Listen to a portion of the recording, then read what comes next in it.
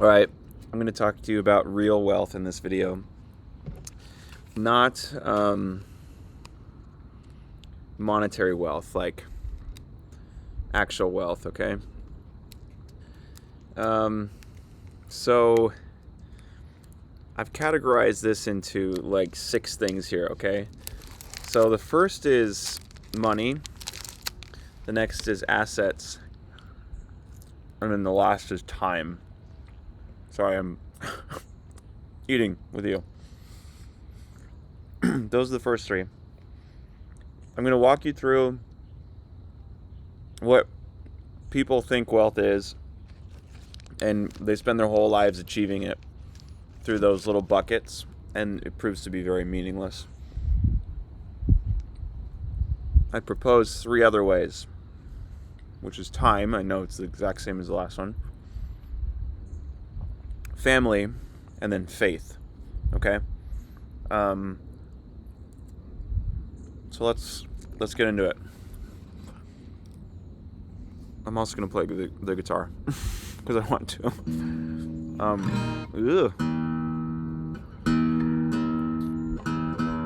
My goodness.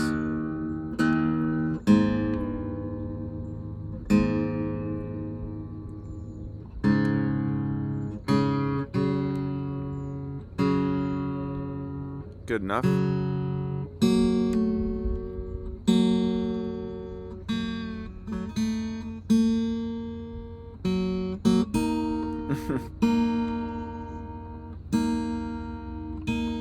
This thing is so old.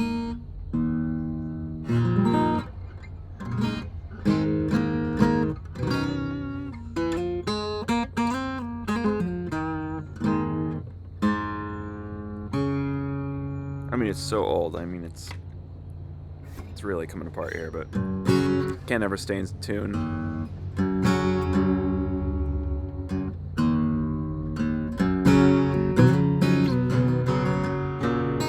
Ew.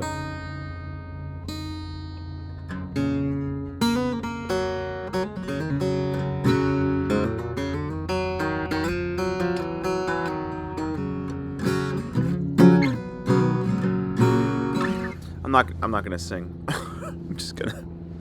Anyways. Okay. Here's the first way that people think real wealth is generated. Okay. Somebody's clapping for me down there. The first is with money. Okay. So you'll see a lot of folks, especially online in the digital world, and frankly down in the coffee shops here when I'm talking with a lot of my older neighbors, they just have so much dang wealth, like ridiculous amount of wealth. I think I'm all cool pulling up in my air-cooled Porsche to the coffee shop with all the old rich guys that are all my neighbors. I'm basically the youngest person in my neighborhood. I think I'm all cool hanging out with them. And, it's not that... I mean, I'm proud of my air-cooled Porsche. One of the older guys goes, cool, and we're bonding over it. And he shows me his 1984. Mine's a 78. His is an 84. Then he shows me a picture of his 993, which is a 90 in the 90s. Then he shows me a newer one, and he's got a bunch of them, and he's retired, and it's like there's so much dang wealth here.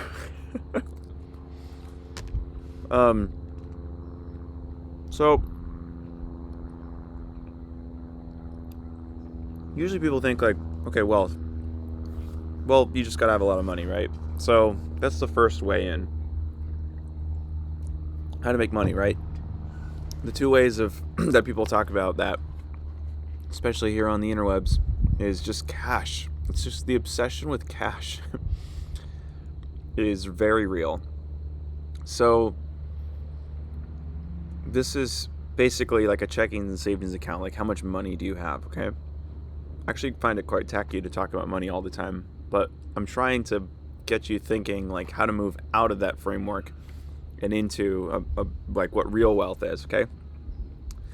So I'm gonna have to describe it because I've gone through this from my personal experience, okay? I've reached quote unquote retirement and I'll define what that is, and I'll show you why that's not real wealth, okay?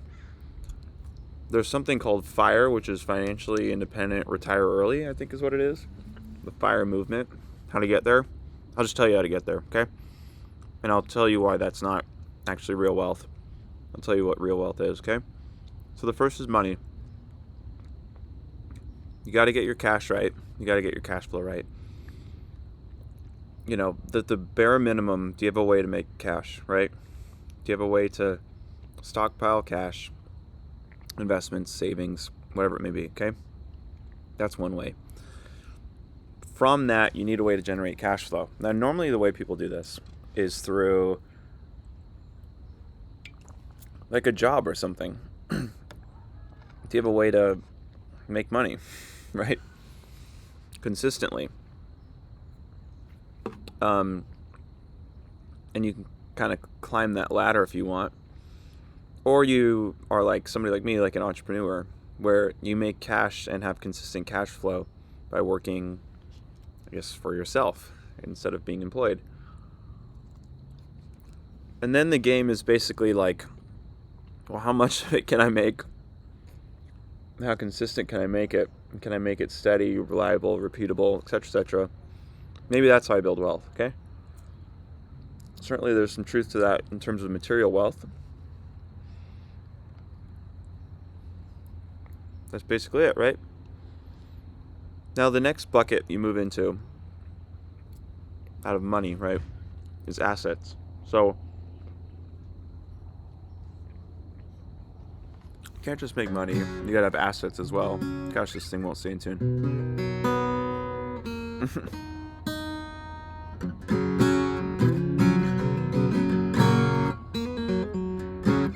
Now assets, in this bucket we have basically like equity. So these assets have equity value. Anything that goes up in value and pays you money is an asset, right? Robert Kiyosaki talks about this.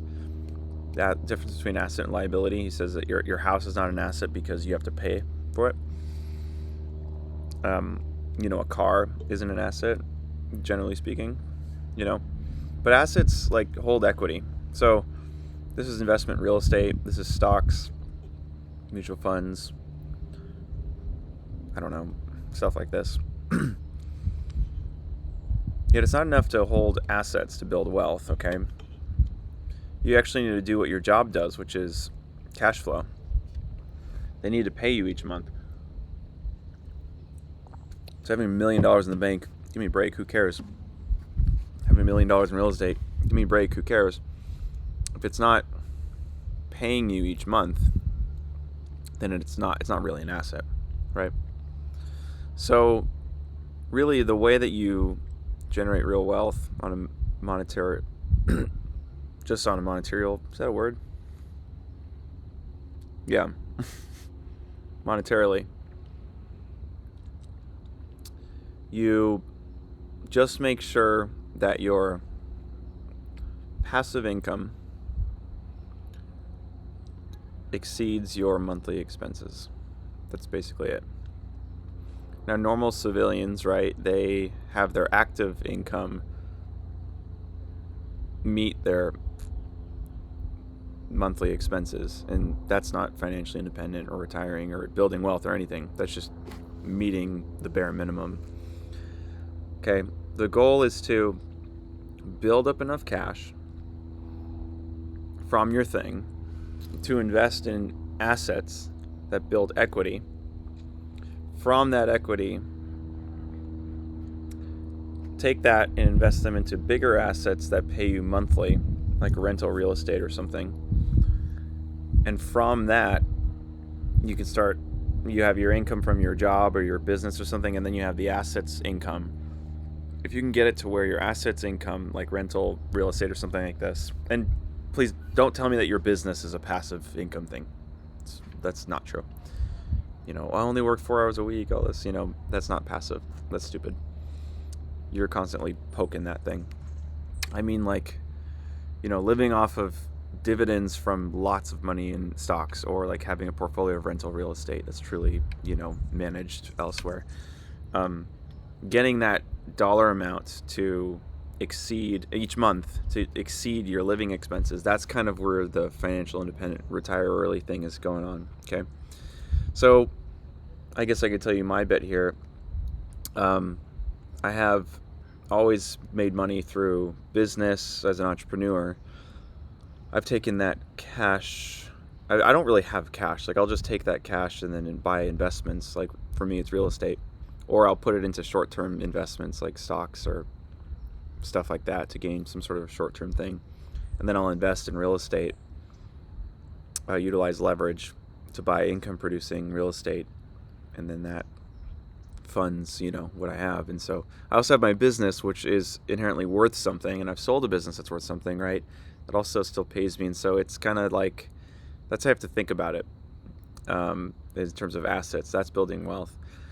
I remember the first time I became financially independent, retire early or whatever. I had a property. Well, first of all, I had a music production business, and I had a property that I lived in, and I had a guest house that I rented out, and I had 4 rental properties in the Midwest and South in the United States. And my active income from my music production stuff would just go right into a savings account, and then the income from the real estate plus the guest house would pay for my mortgage and all my expenses, and then all the extra money from my business would just kind of fund any other things I want to do. What I did is I just purchased more real estate, and I just kept pouring that into it, right? That was sort of the wealth generating machine. At a certain point, I got to the point where I had millions of dollars of real estate, and I go, what do I want to do with this? And you just snowball that into bigger stuff. At a certain point, my business was an asset, and it was starting to be worth something, and you could sell it, right? So it's just the play around cash and cash flow and assets and equity and all that. That's basically it. But what is this getting at, right? I remember I got to a point where I was probably 27 when I did this, where I had a net worth of whatever, 7 figures, something probably. And then, but more importantly, who cares, right? What I had was my passive income was covering my monthly expenses. And so what did that give me? It basically gave me time. Or if I wanted to stop working, I could. So, okay, now what do I have? I basically have time. I found that I had just so much dang time. So that's ultimately the third thing in terms of wealth. Now there's 6 of them, is this idea of time, going from busy to free. Having your calendar be completely free, and I guess real obligations and stuff like this, and just being able to do whatever you want to do. I think that's what people think of when they think of real wealth. Is like you have enough money so that you never that's making money, so you never need to do anything, and now you have all the time in the world to do what you really love, blah blah blah. That's kind of the thing. Everybody says, and then you have all this time, and now, okay, I guess the idea is now you go do what you really want to do. All right, that's one way to look at wealth, I guess.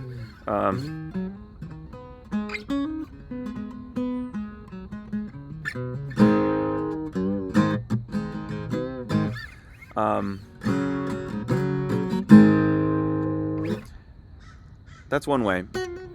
Now, one might look at that and go, okay, Blake, show me how to do that. Or I'm on my way, or I've never thought about that, or do this. I already know all this stuff.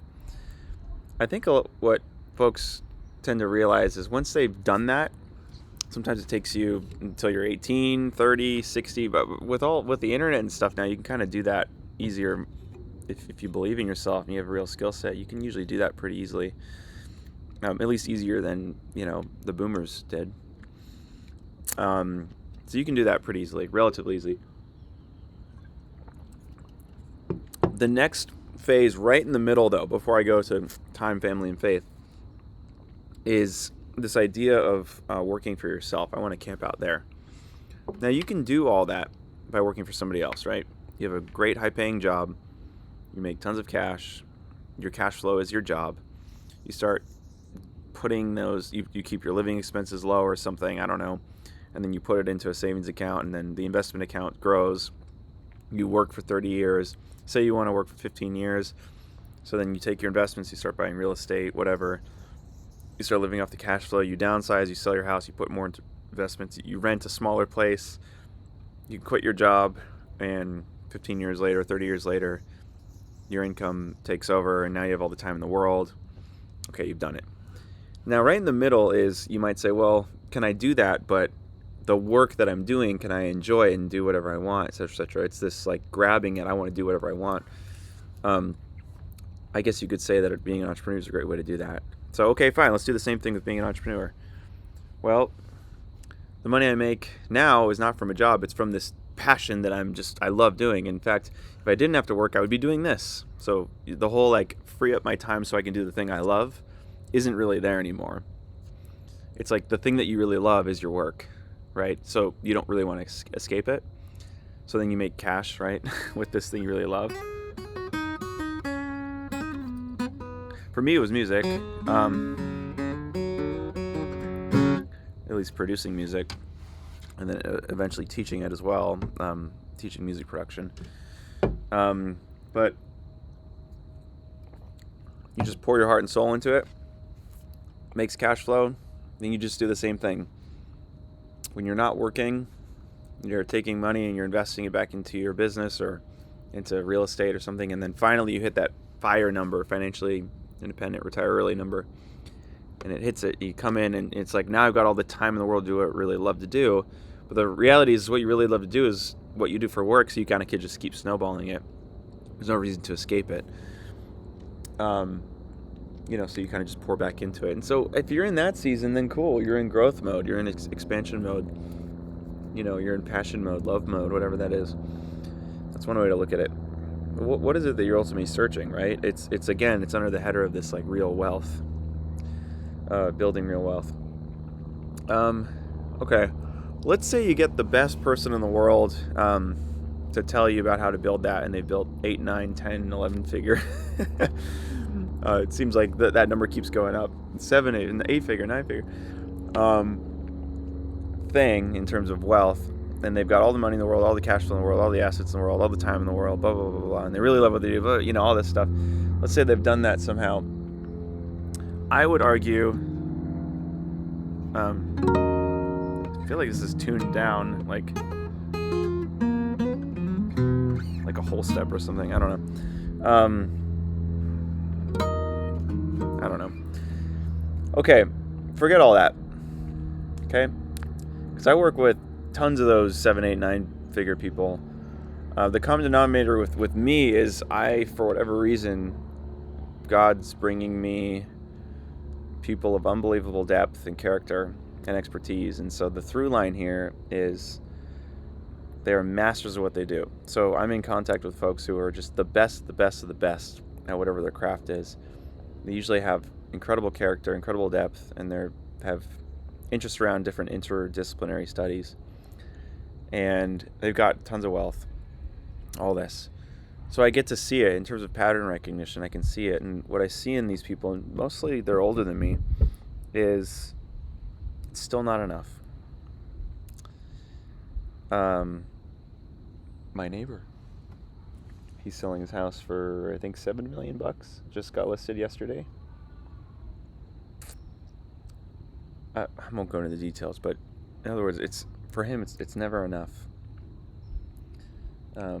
Always striving for more wealth. And so, okay, I'm young, so I don't have that much life experience, but I can tell you where my real wealth is, okay? It's under these 3 headings: time, family, and faith, okay? Time. I've done the whole, time thing where I've got all the time in the world so I can really do what I want or whatever, or I've only been doing the work that I really want to do. This whole time thing, I've got that dialed. I don't think it's bragging to say that you only work 4 hours a week or any of this stuff. I don't know. The equation of time for me isn't that interesting. But what is interesting about time is what do you actually do at that time? Because in both of those case scenarios previously that I mentioned, the subtext behind that is so that I can do whatever I want.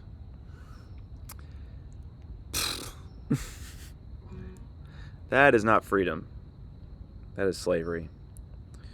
Because once you figure out how to do whatever you want, and once you're doing that, I promise you, it'll never be enough. What I've found in this is that that's a very much a receive or get or give me mentality. It's essentially centered on greed. And I am no saint, I'll tell you that. I am the greatest sinner when it comes to this. I struggle with greed all the time. Those close to me can attest to that. By God's grace, I'm seeing little victories in that. But time in order to do whatever I want, it's not that, even that's not wealthy. In my judgment, I think the real wealth is actually centered around giving instead of getting. It's more so time so I can pour into others, or time so I can build up those around me, or time so that I can become invisible, become non-existent, so that others may seek the I don't know, the spotlight or something. This is kind of what I see. It's becoming an advocate for others and pouring your experience and love into I know that's flat. Into others. That's really it. So I have a few friends who are they're struggling right now with the hurricanes happening right now on the East Coast. I can literally think about 7 or 8 friends that are on the East Coast struggling with this stuff, that the hurricane's passing through and they've lost things or whatever. And I've helped them think through their work, their life, what their directions, things that they're doing. And it just feels great to be able to have the time to do that, to pour into them and help them in some way, whether it's financially or whether it's time or something like this. You know, I think there's something redemptive in giving your time to people as opposed to freeing up your time so that nobody talks to you. If you have enough love and real wealth in your heart, you're this ever pouring out. There's this ever pouring out of grace and love that you're giving to people with your time. So that's now isn't something to protect your time. It's actually something to pour into. Instead of it all about you, it can be about others. And I believe that that's really how you fill up your cup, is by giving, by self-sacrifice. Now, I'm going to lose you if you're not a religious person, but my entire worldview is centered on the God of the universe coming down here to earth and laying down his life so that we might experience healing and redemption. There's something very life-giving about giving your life.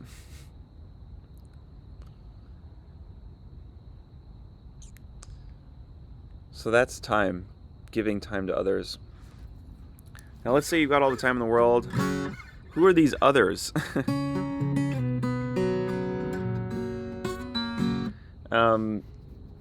Okay, for me, I have it under family. This is the second to last point I'll make. I have one son, he's 6 years old. And I'm about to have another son, like any week now. 2 boys, man. And I've got an amazing wife as well. And I've been alive long enough to have friends that have lasted like 15 years. They're probably not going away, you know. That list, by the way, is getting smaller and smaller, but I do see newer friends that I know will be with me until the end of my life. Real friends, my 2 sons, my wife, you know, time for what? Time for those people. The fact that I have a second son coming into this world the fact that I have a son right now, 6 years old, by the time of recording this, an amazing wife, real substantial friends that aren't trying to get things from me, but also have the same type of love and gratitude. Some of which I've met online or in person, you know. These are the things I'm really thankful for. Now, that's under sort of family. That's wealth, my friends. Giving your time and then having these friends and family, you know. It's funny, yesterday, I took a call really early in the morning because that was the best time for the time zone. Somebody needed to get on a call early, and so I jumped on it. And I was walking down the stairs to my car. I take my calls. I usually go to the beach, walk around. My son was there, and he goes, "Oh, I just don't want you to leave." And I realized that I'm always around him. That kid will grow up saying, "My dad was always around." You better believe that's going to be a priority in my life. That's what real wealth is. In my judgment, that's what real wealth is. You think the folks living closer to the beach than I am, who have more money than I do, you think they're wishing that their portfolio gets a higher return? You think they're wishing that they would have worked harder to get to a bigger place? Trust me, I know these guys. They're wishing that their kids would call them back. They're wishing that they would bring their grandkids over to this big house that nobody comes to. I have that now. I've got all the wealth in the world. I've got my time to give others whatever they need. I've got my son, my family, my wife, my friends, all this, to be available for them. I don't need the cash flow, the cash, the equity. I don't need all that. Couldn't be bothered with it. That's the real wealth. So grateful for them. And then the last is my faith.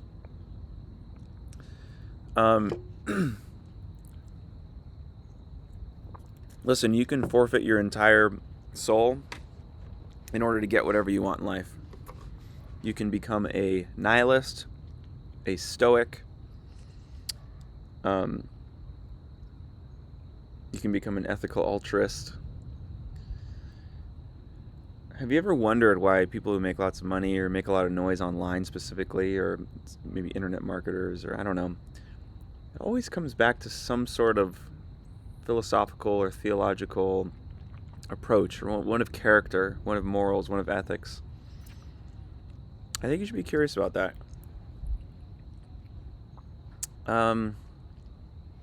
Because at the end of your life, you're not bringing anything with you. And if your worldview is, oh, well, I'm a nihilist, it all goes away, it still informs how you function in this world. Or if you're a stoic, then you find deeper meaning in the things that you're doing, yet it still you still operate how you want in this world. What my faith tells me is that this world, my Encinitas neighbor Switchfoot said this best: we were meant to live for so much more. This world is not the only thing we have. We move on, and what's determined on this earth, how we spend our time here and what we're doing here, informs the rest of eternity. What we do on this planet for 80 years or something will inform what 1,000, 2,000, 3,000 years looks like after we're gone. There are treasures in heaven that I'm optimizing for. Holiness I'm much more interested in holiness than I am in wealth. righteousness, morality, love, patience, joy, grace, peace. Much more rewarding than riches here. And I have that faith. And it's my faith in, namely in the person of Jesus. And he's given me righteousness. I'm now a part of his family. He gave me the time of day.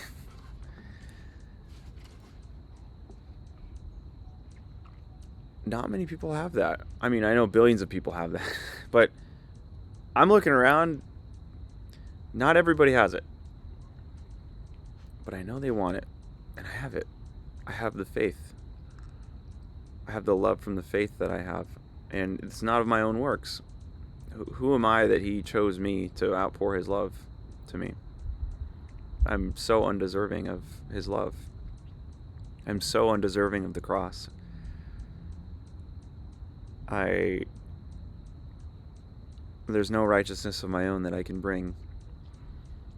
He did it all for me on the cross, and now he gives me his righteousness.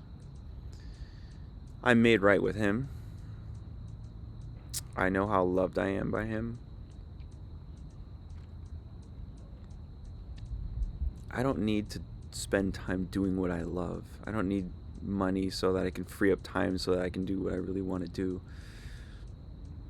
I've got the love from my Lord, what he did for me, what he's always doing inside me, the faith that I have. That's the real wealth, is my faith. That's it. If you don't have that, you don't need anything. Like, everything else, forget it. If you don't have that faith, it's everything is rubbish. Everything. And I found the pearl of great price, as the scripture says. And I sold everything, and I've sold my soul to him. I've got all the faith in the world. I've got love from my faith. That's wealth. And from that, it trickles down into my family. 2 sons, wife, real friends that I have. People around me pointing out my blind spots. My time to give instead of get. You know, it's from that outpouring. That's it. And then in terms of FIRE, financially independent, retire early, I can now look at money and assets and cash flow. I see this as where people really want to live. They're living in that plane, and I've done that, okay? And I can help them get through that. But I think the thing that I'm most interested in is helping people realize that there's more depth and there's real wealth navigating that entire sphere. That's what I want to see about in the world, and bring about redemption and change in the world to see that through. Super interested in that. This thing will not stay in tune. So that's that.